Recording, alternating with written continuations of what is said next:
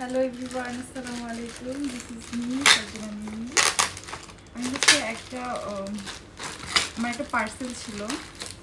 পার্সেলটা হচ্ছে AC cover. ফেসবুকে ঢোকাই যাচ্ছে না, মানে এসি কভারের ভিডিওতে, মানে এত বেশি শুধু এইটার ভিডিওই। তো আমি হচ্ছে ভাবলাম ঈদের সময় সবাই নতুন জামা পরবে, তবে এসি কভারটা নতুন জামা গিফট করি। তো আনফর্চুনেটলি আমি যখন হচ্ছে অর্ডার করতে চেয়েছিলাম বা করেছিলাম, তখন হচ্ছে ওদের ডেলিভারি অফ হয়ে গেছিলো। তখন থেকে আর ডেলিভারি হচ্ছে ওরা নিচ্ছিল না। ওমা, এটা কি? আমি তো এই কালার অর্ডার করি নাই। তো যাই হোক, আমি হচ্ছে একটা এসি কাভার অর্ডার করি। আজকে এতদিন পরে পাইলাম সেটা, বাট এটা এই কালার কেন এরকম পিঙ্কিশ কেন? আমি তো এই কালার অর্ডার করিনি। আমি তো ব্লু ব্লু আর হোয়াইটের মধ্যে যেটা সেটা অর্ডার করেছিলাম।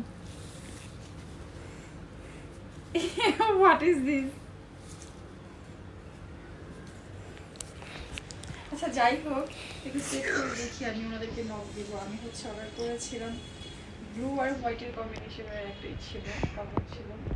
এটা অনেক সুন্দর লাগতেছিল আমার। আর এটা হচ্ছে, আচ্ছা একটু পজ করে আমি এটা তোর 2 টোনের এসি কভার দিয়ে দিচ্ছি।